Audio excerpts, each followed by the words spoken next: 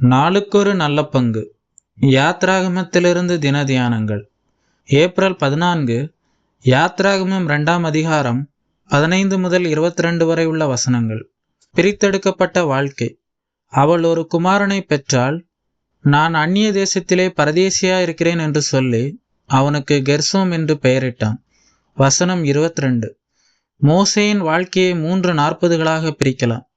முதல் 40 எகிப்திய இளவரசன், இரண்டாவது 40 மீதியான் தேசத்து மந்தை மேய்ப்பன், கடைசி 40 எபிரேயர்களின் விடுதலை தலைவன்.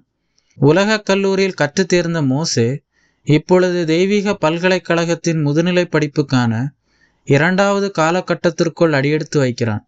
1 பேதுரு 5ஆம் அதிகாரம் 6ஆம் வசனத்தில் வாசிக்கிறது போல, ஏற்ற காலத்தில் தேவன் உங்களை உயர்த்தும்படிக்கு அவருடைய பலத்த கைக்குள் அடங்கியிருங்கள் என்பது இதுதான்.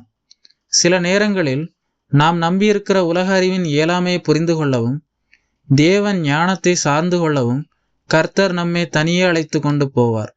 கிறிஸ்தவ வாழ்க்கையை சுய பலத்தாலும் கிறிஸ்தவ ஊழியத்தை சுய அதிகாரத்தாலும் செய்ய முயற்சிப்பதை காட்டிலும் ஆபத்தானவை வேறெதுவும் இல்லை. பவுல் தமஸ்குவில் முதல் முறை முயன்று தோல்வியை சந்தித்தான். பின்னர் அரேபிய பாலைவனத்தில் 3 ஆண்டுகள் கர்த்தருடன் தனிமை பயிற்சிக்கு பின்னர் சரித்திர முக்கியத்துவம் வாய்ந்த ஊழியத்தில் ஈடுபட்டான். பார்வோனின் குமாரத்தி நைல் நதியில் மோசே வைக்கப்பட்டிருந்த நாணர் பெட்டியை திறந்து பார்த்த பொழுது, இது எபிரேய பிள்ளைகளில் ஒன்று என்றாள். இப்பொழுது ரெகுவேலின் பிள்ளைகள், எகிப்தியன் ஒருவன் மேய்ப்பரின் கைக்கு எங்களை தப்புவித்தான் என்று கூறினார்கள். குழந்தையாக இருந்தபோது எபிரேய பிள்ளையாக அடையாளம் காணப்பட்டவன் 40 ஆண்டுகளில் ஒரு எகிப்தியனாக அடையாளம் காணப்பட்டான். மோசேயின் தோற்றம், சிகை மற்றும் உடை அலங்காரம் அவனை ஒரு எகிப்தியனாகவே அடையாளம் படுத்தியது. எகிப்து என்னும் உலக அடையாளம் நம்மை தேவ பணிக்கு தகுதியாக்க மாட்டாது.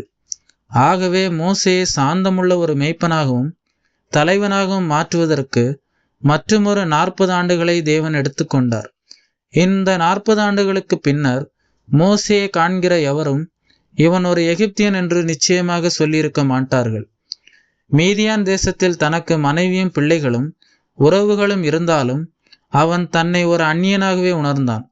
இதனுடைய வெளிப்பாடுதான் தன் மகனுக்கு கெர்சோம் என பெயரிட்டான். மீதியான் தேசத்தில் வாழ்க்கை இருந்தாலும் தன்னுடைய நிரந்தரமான வாழ்வு இஸ்ரவேல் மக்களுடன் இருப்பதே என்பதை புரிந்து வைத்திருந்தான். அவனுடைய நினைவுகள் இஸ்ரவேல் மக்களுடனே இருந்தன.